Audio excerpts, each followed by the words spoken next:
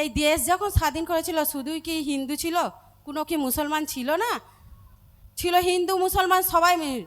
তাহলে আমরা এই হিন্দু মুসলমান সব মিলে মিশে যখন থাকি, তাই সময় থাকতে আগেই ঘুম থেকে উঠে পড়ুন, না হলে এই ঘুম আপনাদের বহুত ক্ষতি করে দেবে, না হলে আর এগোতে পারবেন না আপনারা। ওয়াকাব নিয়ে কোনো ছেলে খেলা হবে না।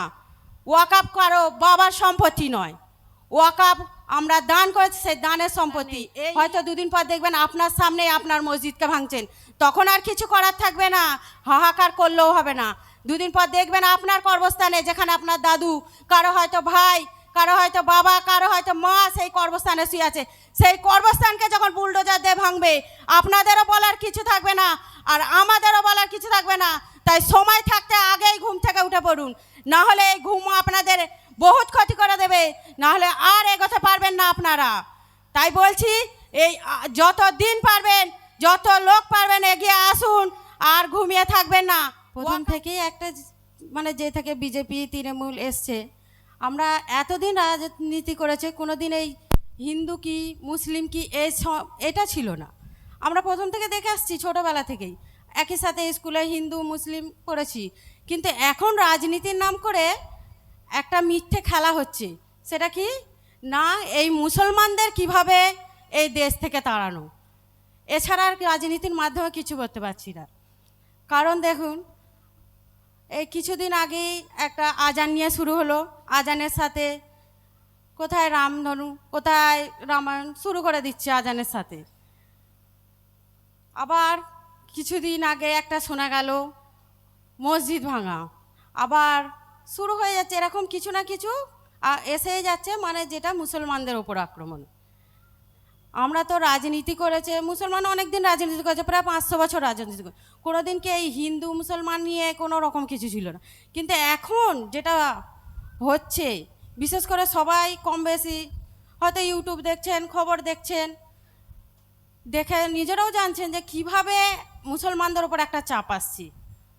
রাজনীতির নাম করে এ তো একটা মারাত্মক খেলা হচ্ছে, শুধু দমন করার জন্য হিন্দু রাষ্ট্র তৈরি। মুসলমান, আচ্ছা রাজনীতিতে কি এই দেশ যখন স্বাধীন করেছিল শুধুই কি হিন্দু ছিল, কোনো কি মুসলমান ছিল না? ছিল হিন্দু মুসলমান সবাই মিলে। তাহলে আমরা এই হিন্দু মুসলমান সব মিলে মিশে যখন থাকি, তাহলে এই নোংরা রাজনীতি খেলায় যাদেরকে এই বসিয়েছে কারা? আমাদের তোমাদের মতনই সাধারণ মানুষ। রাজনীতির ভোট নিয়ে তারা ভোটকে খেলা করার একটা নোংরা খেলায় নেমেছে, তা দমন করতে হবে আমাদেরই। ভাইজান তোমার আমার জন্য নেমেছে, ওনাদের কি দরকার ছিল এই রাজনীতিতে আসার জন্য? কোনো দরকার ছিল না। কারণ ওনাদের যদি জলসাতে এক দিনে বড় ভাইজানেরা 50,000 টাকা পায় একটা জলসায়, তাহলে এই রাজনীতি করার কোনো দরকার ছিল না। তাহলে লড়াই করছে কার জন্য? শুধু তোমার আমার এই মুসলমান সমাজের জন্য। অনেক বছর আগে, 2 বছর প্রায় আগেই বলেছিলেন যে ওয়াকাব চলে যাচ্ছে, তোমরা বাঁচাও। ভাইজান অনেক বছর আগে বলেছিল, কিন্তু তখনও আমরা সচেতন হইনি, আর আজও সচেতন হচ্ছি না। এখনও যদি ঘুমান, তাহলে আর ঘুম ভাঙবে কবে? এই যে ওয়াকাব মানে কি? তোমার আমার যেটা আমরা দান করেছি, কার নামে? আল্লাহর নামে। সেই সম্পত্তিকে এখন প্রমাণ দেখাতে হবে যে না, এটা তোমরা দান করেছো, তোমরা কোথায় তোমার জমির কাগজ? সে মানুষ কি আছে? অনেক বছর আগে দান করেছি, অনেক বছর আগে দান করেছে, তাদের কোথা থেকে আমরা খুঁজে পাবো? কিভাবে পাবো? একটা নোংরা খেলা এই ওয়াকাব, মানেই ওয়াকাব নিয়ে ওরা নোংরা খেলা যেটা নেমেছে, সেই ওয়াকাব নিয়ে আমরা প্রতিটা দেশ থেকে, গ্রাম থেকে, প্রতিটা মোড় থেকে আমরা আন্দোলন করতে চাই। কারণ ওয়াকাব নিয়ে কোনো ছেলে খেলা হবে না। ওয়াকাব কারো বাবার সম্পত্তি নয়, ওয়াকাব আমরা দান করেছি, সেই দানের সম্পত্তি। এই নিয়ে আমরা সকলে একতা হয়ে এই ওয়াকাব মিছিলে যেতটুকু পারবো সবাই আসুন, একসাথে সহযোগিতা করুন। এবং আমি আমার মা বোনেদেরও বলছি, তারা কেউ পিছিয়ে থাকবেন না, সকলে আসুন, এসে এই ওয়াকাব মিছিলের জন্য যেটুকু যা করার আমরা একসাথে মিলেই করব।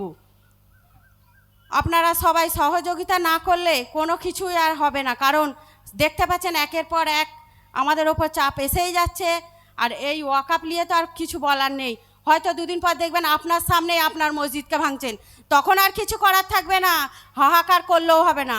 দুদিন পর দেখবেন আপনার কর্মস্থানে, যেখানে আপনার দাদু, কারো হয়তো ভাই, কারো হয়তো বাবা, কারো হয়তো মা সেই কর্মস্থানে শুয়ে আছে। সেই কর্মস্থানকে যখন বুলডোজার দিয়ে ভাঙবে, আপনাদেরও বলার কিছু থাকবে না, আর আমাদেরও বলার কিছু থাকবে না। তাই সময় থাকতে আগেই ঘুম থেকে উঠে পড়ুন, না হলে এই ঘুম আপনাদের বহুত ক্ষতি করে দেবে, না হলে আর এগোতে পারবেন না আপনারা। তাই বলছি, এই যত দিন পারবেন, যত লোক পারবেন এগিয়ে আসুন, আর ঘুমিয়ে থাকবেন না। ওয়াকআপ নিয়ে এবং ভাইজান আর কিছুক্ষণের মধ্যেই আমাদের সমাবেশে আসছেন, আপনারা যে যেখানে আছেন সকলে উপস্থিত হয়ে যান। এইখানে যদি আন্দোলন হয়, উত্তরপ্রদেশের মানুষ জাগ্রত হবে, বাংলায় আন্দোলন হলে আসামের মানুষ জাগ্রত হবে, বাংলায় আন্দোলন হলে কর্ণাটকের মানুষ জাগ্রত হবে, বাংলায় আন্দোলন হলে তামিলনাড়ুর মানুষ সাহস পাবে, বাংলায় আন্দোলন হলে দিল্লির মানুষ সাহস পাবে, বাংলায় আন্দোলন হলে মহারাষ্ট্রের মানুষ সাহস পাবে, বাংলায় আন্দোলন হলে সারা ভারতবর্ষে বিজেপি বিরোধী শক্তিগুলো সাহস পাবে। এটা মমতা ব্যানার্জি চাইছেন না, এটা উনি চাইছেন না। তার প্রমাণ আমি দিল্লিতে যখন প্রথম দিন সুপ্রিম কোর্টে যাই, একটা লোক আমাকে দূর থেকে দেখছে, আর আমারও সন্দেহ হচ্ছে লোকটাকে মনে হচ্ছে আমার কোনো জানাশোনা হবে। আমি কাছে গিয়ে বলুন, আপনি কি আমাকে চেনেন? ভাঙা ভাঙা হিন্দি, খুব একটা ভালো হিন্দি বলতে পারি না। বললে হ্যাঁ, আমারও মনে হচ্ছে। তখন কথা বলতে বলতে উনি বললেন আমি একটা ন্যাশনাল কনফারেন্সে গিয়েছিলাম দিল্লিতে। ওই তখন হতে হতে ও তখন বলল, মানে আমরা যে কলকাতায় একটা বিশাল র্যালি বার করেছিলাম না, খুব খুশি। বললো আপনারা যে র্যালি বার করেছেন আমাদের তাকত মিলেছে, তবে হ্যাঁ এই যে শান্তিপূর্ণ র্যালি বার করেছেন আমরা তাকত পাচ্ছি। এটাই তো, এখানে লড়াই হবে, দিল্লির মানুষ অক্সিজেন পাবে, এখানে লড়াই হবে আপনার উত্তরপ্রদেশের মানুষ অক্সিজেন পাবে, আর অক্সিজেন পেলেই বিজেপি কোণঠাসা হবে। আর দিতে তো চাই না বিজেপি কোণঠাসা হোক। দুটো কাজ যদি মমতা ব্যানার্জি করতো, আমি মমতা ব্যানার্জিকে এইরকম মিটিং যদিও করতাম দাঁড়িয়ে ধন্যবাদ জানাতাম। প্রথম কাজ কি, বিধানসভায় এই আইনের বিরুদ্ধে একটা রেজুলেশন আনতে হবে, যে পশ্চিমবাংলা সরকার এই আইনকে বিরোধিতা করছে, ওই রেজুলেশন পাস করাতে হবে। পাস করানোর পরেই সুপ্রিম কোর্টে গিয়ে মামলা করবে। এই দুটো কাজ যদি মমতা ব্যানার্জি করে, আমার মুখে মমতা ব্যানার্জির বিরোধিতা শুনলেও আমি মমতা ব্যানার্জির এই কাজকে সমর্থন করব, আমি ধন্যবাদ জানাবো। উনি করছেন?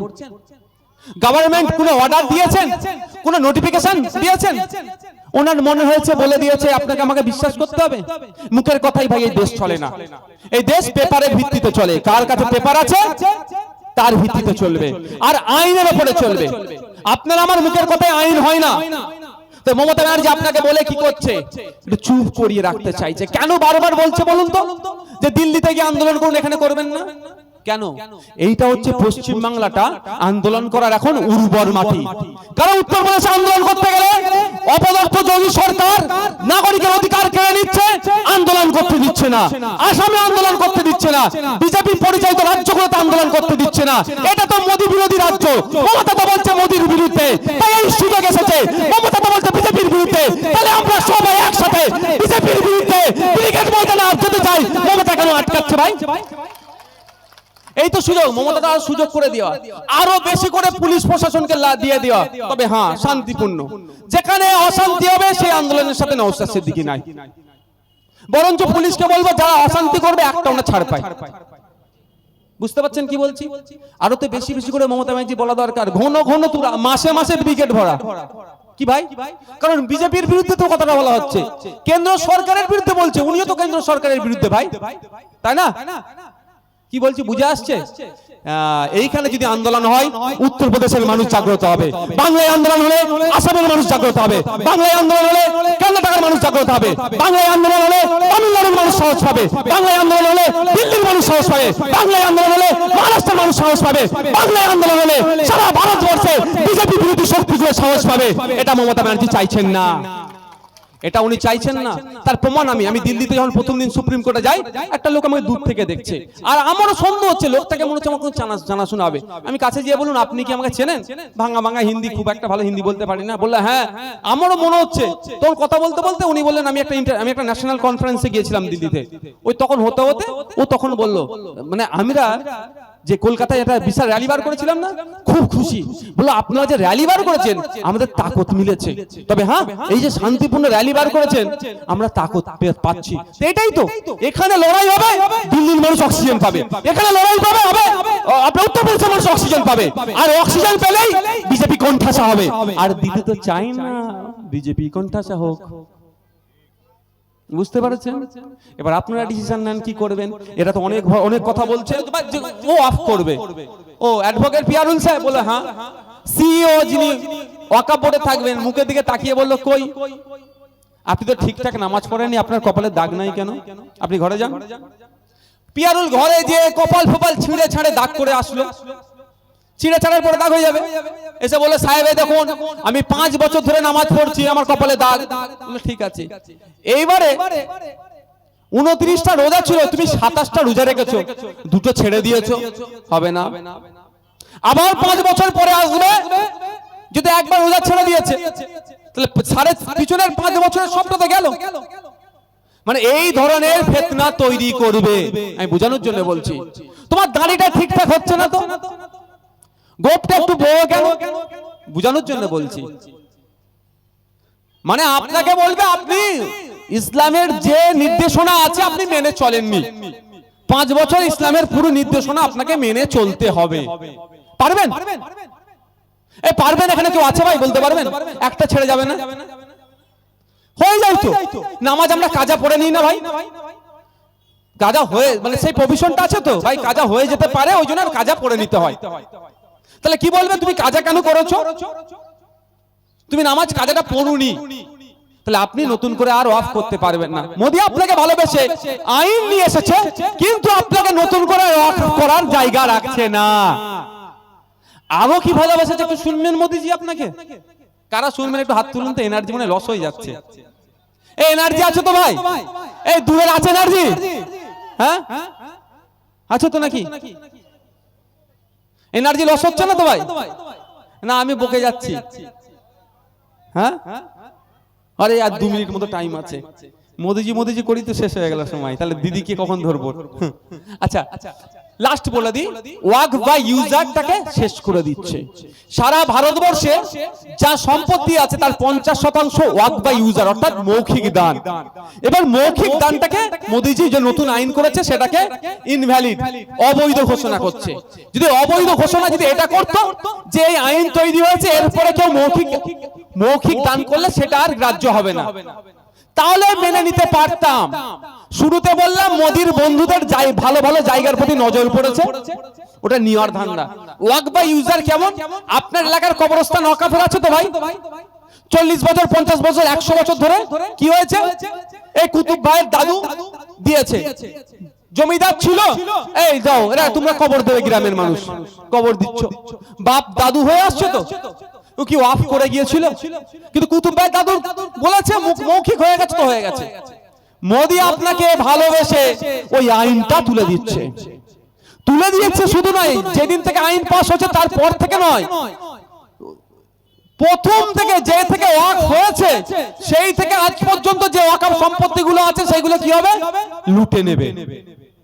এই ধান্দা এরা করেছে। এবার বলুন ওয়াকফ বা ইউজার বৈধ কি অবৈধ? আমি কটার কথা বলছি। মুসলিম পার্সোনাল লয়ের কথা আমি ছেড়ে দিলাম, মুসলিম পার্সোনাল লয়ের কথা আমি ছেড়ে দিলাম। ইন্ডিয়ান এভিডেন্স অ্যাক্ট 1872 1872 সালে ইন্ডিয়ান এভিডেন্স অ্যাক্ট তৈরি হয়েছে। সেই অ্যাক্ট অনুযায়ী এই ওয়াকফ বা ইউজার বৈধ। ইন্ডিয়ান কন্ট্রাক্ট অ্যাক্ট 1872 এই আইন অনুযায়ী ওয়াকফ বা ইউজার বৈধ। আপনার ট্রান্সফার অফ প্রপার্টি অ্যাক্ট 1882 এই আইন অনুযায়ী এই ওয়াকফ বা ইউজার বৈধ। শুধু তাই নয়, সুপ্রিম কোর্টে অনেক মামলা হয়েছে, ওই মামলাতে ওয়াকফ বা ইউজারকে সুপ্রিম কোর্ট বৈধ হিসাবে স্বীকৃতি দিয়েছে। মোদিজি আপনাকে এত ভালোবাসে, এইগুলো তুলে দিতে চাইছে। সুপ্রিম কোর্টের মামলার আমি একটা উদাহরণ দিচ্ছি। লিয়াকত আলী বনাম মোহাম্মদ জামিল মামলা, সুপ্রিম কোর্টের ওয়েবসাইটে গিয়ে সার্চ করলে পেয়ে যাবেন। লিয়াকত আলী বনাম মোহাম্মদ জামিল মামলা 2000 সালের জাজমেন্ট বেরিয়েছে, দেখলে দেখা যাবে। ওখানে ওয়াকফ বা ইউজারকে বৈধ ঘোষণা করেছে। আমি একটা কথা বলে শেষ করে দেব। মমতা ব্যানার্জি বলছেন যে আমি থাকতে কোনো অসুবিধা নাই, আপনারা নিশ্চিন্তে থাকুন।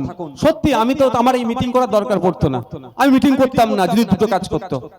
দুটো কাজ যদি মমতা ব্যানার্জি করতো, আমি মমতা ব্যানার্জিকে এইরকম মিটিং যদিও করতাম দাঁড়িয়ে ধন্যবাদ জানাতাম। প্রথম কাজ কি, বিধানসভায় এই আইনের বিরুদ্ধে একটা রেজুলেশন আনতে হবে যে পশ্চিমবাংলা সরকার এই আইনকে বিরোধিতা করছে, ওই রেজুলেশন পাস করাতে হবে। পাস করানোর পরেই সুপ্রিম কোর্টে গিয়ে মামলা করবে। এই দুটো কাজ যদি মমতা ব্যানার্জি করে, আমার মুখে মমতা ব্যানার্জির বিরোধিতা শুনলেও আমি মমতা ব্যানার্জির এই কাজকে সমর্থন করব, আমি ধন্যবাদ জানাবো। উনি করছেন? গভর্নমেন্ট কোনো অর্ডার দিয়েছেন, কোনো নোটিফিকেশন দিয়েছেন? ওনার মনে হয়েছে বলে দিয়েছে, আপনাকে আমাকে বিশ্বাস করতে হবে? মুখের কথাই ভাই এই দেশ চলে না। এই দেশ পেপারের ভিত্তিতে চলে, কার কাছে পেপার আছে তার ভিত্তিতে চলবে, আর আইনের উপরে চলবে। আপনার আমার মুখের কথায় আইন হয় না। তো মমতা ব্যানার্জি আপনাকে বলে কি করছে, একটু চুপ করিয়ে রাখতে চাইছে। কেন বারবার বলছে বলুন তো, যে দিল্লিতে গিয়ে আন্দোলন করুন, এখানে করবেন না কেন? এইটা হচ্ছে পশ্চিম বাংলাটা আন্দোলন করার এখন উর্বর মাটি। কারণ উত্তরপ্রদেশে আন্দোলন করতে গেলে অপদার্থ যোগী সরকার নাগরিকের অধিকার কেড়ে নিচ্ছে, আন্দোলন করতে দিচ্ছে না। আসামে আন্দোলন করতে দিচ্ছে না, বিজেপি পরিচালিত রাজ্যগুলোতে আন্দোলন করতে দিচ্ছে না। এটা তো মোদী বিরোধী রাজ্য। মমতা তো বলছে মোদীর বিরুদ্ধে, তাই এই সুযোগ এসেছে। মমতা তো বলছে বিজেপির বিরুদ্ধে, তাহলে আমরা সবাই একসাথে বিজেপির বিরুদ্ধে ব্রিগেড ময়দানে যেতে চাই। মমতা কেন আটকাচ্ছে ভাই? এই তো সুযোগ, মমতা সুযোগ করে দেওয়া, আরো বেশি করে পুলিশ প্রশাসনকে দিয়ে দেওয়া। তবে হ্যাঁ, শান্তিপূর্ণ। যেখানে অশান্তি হবে সেই আন্দোলনের সাথে নওশাদ সিদ্দিকী নাই, বরঞ্চ পুলিশকে বলবো যারা অশান্তি করবে একটা ওনা ছাড় পায়। বুঝতে পারছেন কি বলছি? আরো তো বেশি বেশি করে মমতা ব্যানার্জি বলা দরকার, ঘন ঘন তুরা মাসে মাসে ব্রিগেড ভরা। কি ভাই? কারণ বিজেপির বিরুদ্ধে তো কথাটা বলা হচ্ছে, কেন্দ্র সরকারের বিরুদ্ধে বলছে, উনিও তো কেন্দ্র সরকারের বিরুদ্ধে ভাই, তাই না? কি বলছি বুঝে আসছে? এইখানে যদি আন্দোলন হয়, উত্তরপ্রদেশের মানুষ জাগ্রত হবে। বাংলায় আন্দোলন হলে আসামের মানুষ জাগ্রত হবে। বাংলায় আন্দোলন হলে কর্ণাটকের মানুষ জাগ্রত হবে। বাংলায় আন্দোলন হলে তামিলনাড়ুর মানুষ সাহস পাবে। বাংলায় আন্দোলন হলে দিল্লির মানুষ সাহস পাবে। বাংলায় আন্দোলন হলে মহারাষ্ট্রের মানুষ সাহস পাবে। বাংলায় আন্দোলন হলে সারা ভারতবর্ষে বিজেপি বিরোধী শক্তিগুলো সাহস পাবে। এটা মমতা ব্যানার্জি চাইছেন না, এটা উনি চাইছেন না। তার প্রমাণ আমি দিল্লিতে যখন প্রথম দিন সুপ্রিম কোর্টে যাই, একটা লোক আমাকে দূর থেকে দেখছে, আর আমারও সন্দেহ হচ্ছে লোকটাকে মনে হচ্ছে আমার কোনো জানাশোনা হবে। আমি কাছে গিয়ে বলুন, আপনি কি আমাকে চেনেন? ভাঙা ভাঙা হিন্দি, খুব একটা ভালো হিন্দি বলতে পারি না। বললে হ্যাঁ, আমারও মনে হচ্ছে। তোর কথা বলতে বলতে উনি বললেন আমি একটা ন্যাশনাল কনফারেন্সে গিয়েছিলাম দিল্লিতে। ওই তখন হতে হতে ও তখন বলল, মানে আমরা যে কলকাতায় একটা বিশাল র্যালি বার করেছিলাম না, খুব খুশি। বলো আপনারা যে র্যালি বার করেছেন আমাদের তাকত মিলেছে।